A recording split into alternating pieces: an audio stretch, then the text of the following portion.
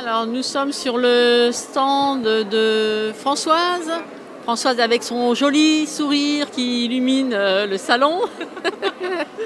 Et qui va nous parler donc du shiatsu humain et équin. Donc voilà, si tu peux nous donner quelques explications sur ces deux activités. Oui, avec grand plaisir. Donc le shiatsu humain, enfin le shiatsu, je pratique le shiatsu sur les humains et sur les chevaux.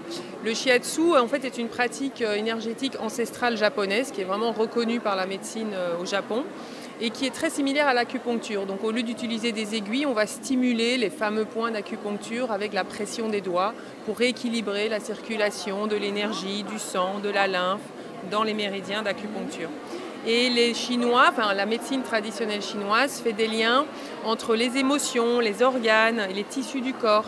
Et donc c'est le fait de rééquilibrer la circulation de l'énergie dans les méridiens va également venir impacter les fonctions vitales, donc rééquilibrer les fonctions vitales, rééquilibrer certaines émotions qui ont tendance à être trop intenses, trop présentes, récurrentes et chroniques. Et voilà, donc ça travaille également sur la globalité de la personne, autant physique que psychique. Il y a vraiment la prise en compte de la globalité de la personne. C'est ça, la différence d'une autre thérapie qui peut être, par exemple, ciblée que sur une partie du corps. Là, c'est vraiment l'ensemble du corps. Tout à fait. On va remonter également à la cause originelle du symptôme.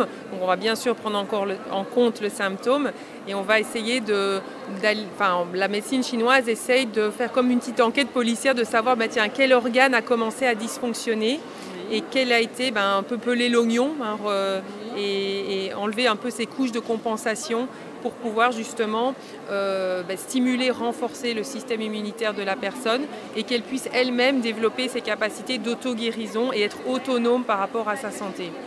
D'accord, c'est vraiment très, très complet. Et je voulais savoir, par rapport aux chevaux justement, oui. Comment ça se passe ?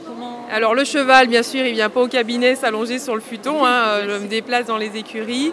Le cheval est un animal très sensible dont le limbique au niveau émotionnel aussi est donc un animal très sensible et qui est très réceptif au toucher puisque entre eux, dans leur troupeau, ils ont besoin de s'auto-masser.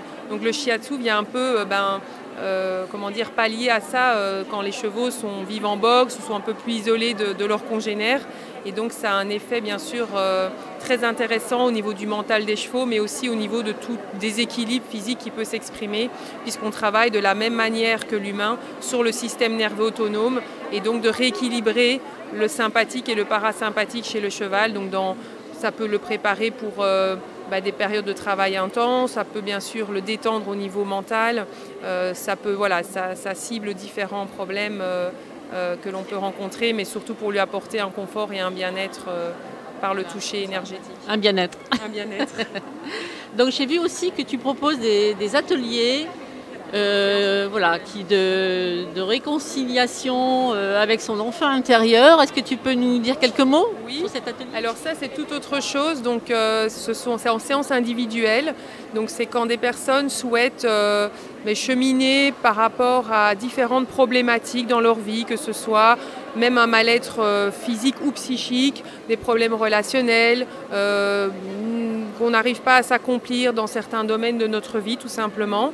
C'est assez large en effet comme dans les objectifs de suivre une séance avec l'enfant intérieur, et je pourrais l'expliquer que ça peut parler à tout le monde, que renouer avec son cœur d'enfant, c'est renouer avec ses parts en nous, pas infantiles mais enfantins, mais de légèreté, de spontanéité, de créativité, d'intuition qu'on a parfois un peu laissé en friche, puisque en fait l'enfant dans son éducation va mettre en place certains mécanismes de protection, certaines stratégies de défense, et au fur et à mesure de la vie, toutes ces petites couches en fait forment une carapace un peu épaisse et mettent un peu dans l'ombre notre nature authentique et notre nature profonde.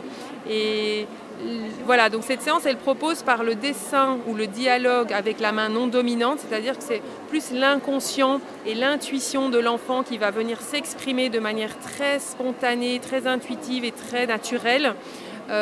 Des choses que l'adulte a besoin de renouer avec ses parts en lui pour pouvoir se cheminer beaucoup plus sereinement et s'épanouir dans sa vie d'adulte.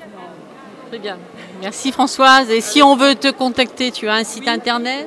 Oui, j'ai un site internet, shiatsuhumain-équin.fr. D'accord. Voilà. Merci Françoise, merci. merci. À tout de suite.